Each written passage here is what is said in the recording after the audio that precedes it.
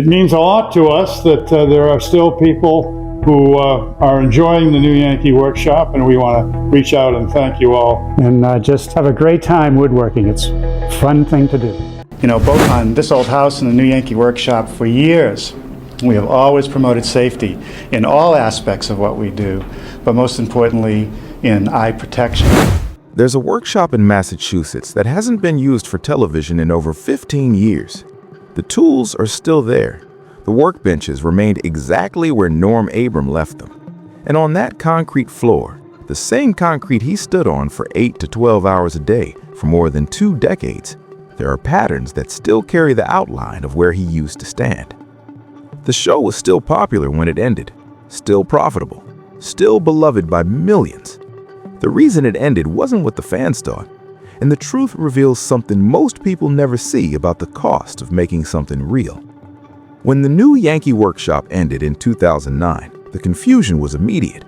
Fans flooded message boards demanding explanations. Rumors began instantly. Creative differences, network pressure, declining ratings, behind-the-scenes feuds. The show had been a Saturday morning institution for 21 seasons. But here's what almost no one understood. The show hadn't been canceled. It hadn't lost its audience. PBS wasn't pushing Norm out. Norm Abram made the decision himself, and he made it for a reason that had nothing to do with television and everything to do with what happens when you do the same physically demanding work on the same unforgiving surface for over 20 years without stopping. What made it different? To understand why that decision mattered, you first have to understand what the new Yankee Workshop actually was. The show launched in 1989, created by producer Russell Morash. The format was deceptively simple. Norm would introduce a project, a blanket chest, a shaker side table, a Windsor chair.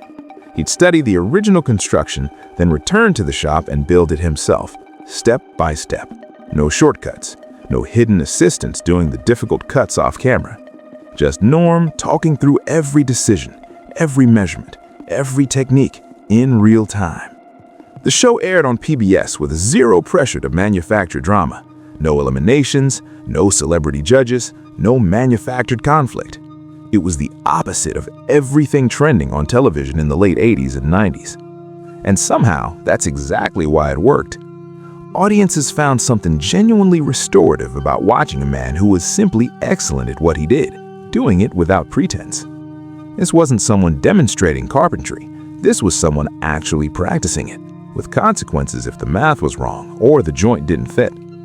By the early 1990s, it had become appointment television. Viewers didn't just tune in to learn technique, they tuned in to spend time with Norm. His quiet confidence, his safety glasses, the way he reminded you at the start of every episode to protect your eyes. It added up to something television rarely produces: genuine comfort built on genuine competence. Over 21 seasons, approximately 235 complete projects were built on screen. Woodworking club memberships grew. Tool sales spiked on weekends after new episodes aired. Community college instructors reported students signing up specifically because of what they had seen Norm do. He hadn't simply hosted a program. He had become one of the most influential figures in American craft of his generation. But if the show looked that calm and effortless on screen, what was really required to make it work? The cost no one saw. What the audience saw was a 22-minute episode. What they didn't see was everything it took to produce one. Each project required somewhere between 40 and 60 hours of preparation and filming. That meant sourcing the right lumber, designing a build sequence that would work on television, setting up camera angles and lighting so everything appeared seamless. And at the center of it all, Norm still had to build the piece. That's what made this show fundamentally different. Norm wasn't performing carpentry, he was doing it, for real, in real time, with real consequences if something went wrong. Every cut viewers saw was his gut. Every joint was his joint. If the measurements were off, he corrected them himself. There were no stand-ins, no hidden assistants, no version quietly swapped in during editing. That authenticity became the soul of the show. People who understood woodworking could immediately recognize it was real, and people who didn't could still feel it. But that authenticity came at a cost most viewers never considered. The new Yankee Workshop wasn't something Norm did occasionally. During production seasons, it was a full-time commitment, often 40 to 60 hours per week. And simultaneously, he was still working on This Old House, filming alongside an entirely separate production schedule. For years, he was essentially working 2 demanding television jobs at once. The difference was the weight each role carried. On This Old House, Norm contributed as a master carpenter, important but shared. On the new Yankee Workshop, he was everything. Every episode depended entirely on him showing up and executing the work, start to finish. And then there was the physical environment itself. The workshop floor was bare concrete. During active filming, Norm stood on it for 8 to 12 hours a day. Not for a few months, for more than 2 decades. From the outside, the show felt calm, almost meditative. But inside that workshop, it was relentless. A constant cycle of lifting heavy lumber, bending over workbenches, adjusting clamps, repeating intricate physical movements thousands of times.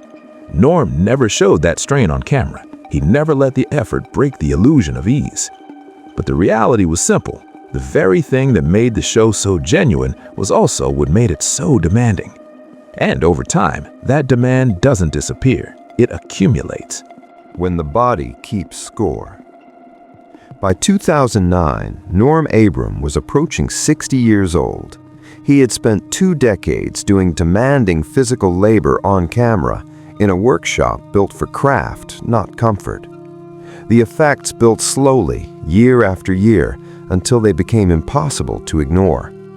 Repetitive motions, sawing, chiseling, sanding, done thousands of times over 2 decades, led to persistent joint pain. His back, after years of bending over workbenches and lifting heavy hardwood, carried chronic strain. And plantar fasciitis, caused by standing for extended periods on unpadded concrete, had become relentless.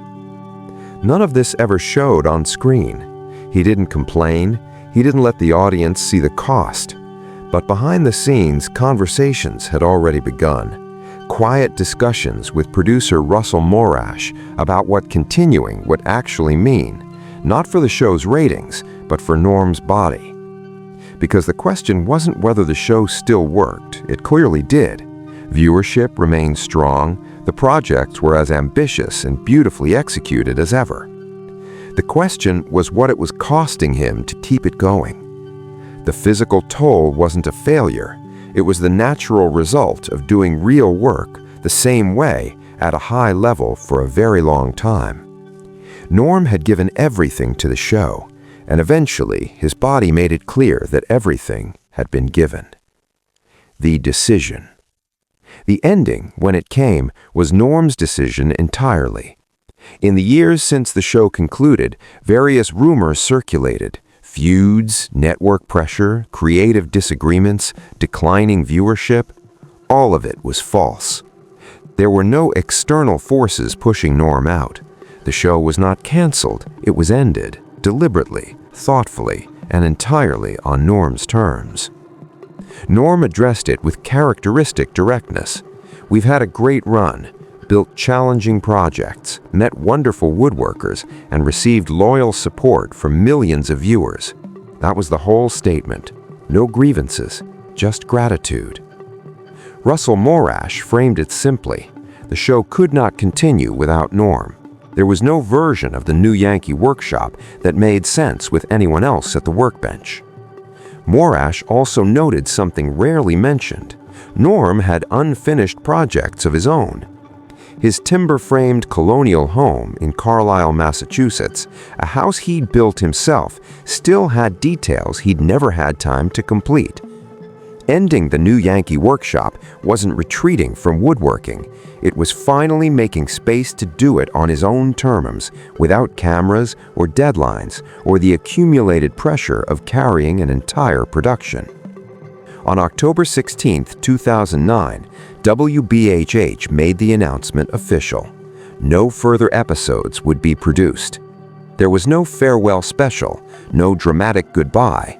It ended the way Norm had always worked, quietly, without unnecessary ceremony.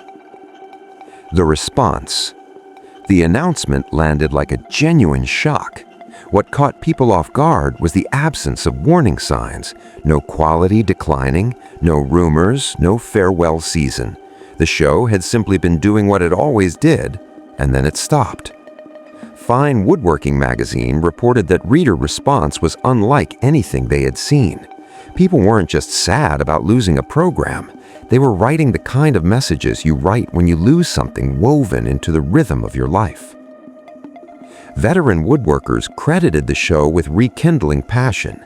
Beginners described how Norm's instruction had given them confidence for their first real project. Parents described watching with their children, and those children, now adults, wrote about still remembering which projects they'd watched together. The new Yankee Workshop had not just entertained people, it had genuinely shaped how they spent their time, what they valued, and how they thought about making something with their hands. What the reaction also made clear was that no one was angry. There was grief, but it came with respect. People understood that he had given what he had to give. Asking for more would have been unreasonable. What it left behind. The legacy is difficult to fully measure, in part because it worked so quietly. The 235 projects Norm built remain as relevant today as when they were filmed. Shaker furniture, Windsor chairs, blanket chests, classic forms that endure because they're honest, built without ornamentation hiding poor joinery, designed to last generations. Norm didn't just teach people how to build those pieces, he taught people why they were worth building. The show's project plans gave viewers a direct path from watching to doing.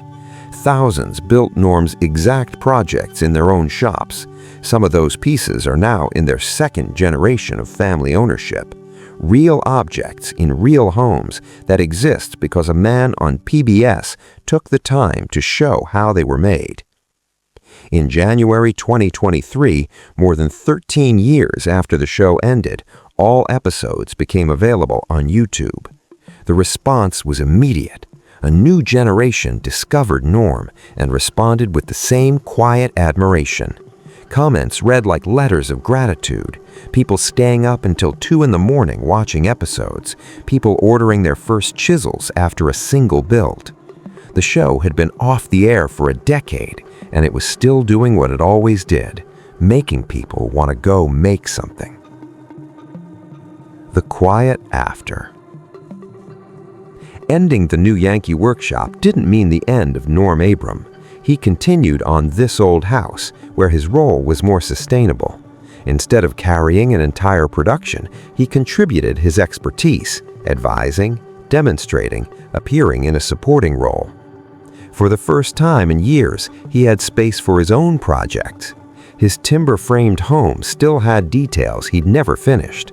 Now he could return to woodworking on his terms, quieter, slower, personal. In 2022, after more than 40 decades on television, Norm officially retired from This Old House. The send-off matched everything about him: quiet, respectful, without spectacle. Even now, the workshop still stands, and Norm still visits from time to time. Not to film, not to perform, just to build. The truth in the silence. Look back at that workshop one more time. The concrete floor, the workbenches worn smooth, the tools hung precisely where they needed to be. The reason the new Yankee Workshop ended is simpler than most people realize. Norm Abram gave that show everything for 21 years. No pretense, no shortcuts, no performance that wasn't backed by real skill and real physical labor. And when his body started to tell him it was time to stop, he actually listened. There was no dramatic finale, no farewell tour, no attempt to squeeze out one more season. He just stepped away and kept doing what he'd always done: building, creating, teaching, without the cameras. In an industry built on manufactured drama, Norm built an entire career by simply being excellent at what he did, quietly, consistently, with zero spectacle. His influence didn't disappear when the show ended. It's still there in every clean joint, in every person who measures twice and cuts once, in every piece built to last generations. The real reason the new Yankee Workshop ended wasn't scandal or ratings or creative exhaustion. It was the most honest reason possible. A man who had given his body to his craft finally decided it was time to give it rest. And if that decision taught us anything, it's that knowing when to stop is just as important as knowing how to start. And sometimes the quietest endings carry the most integrity.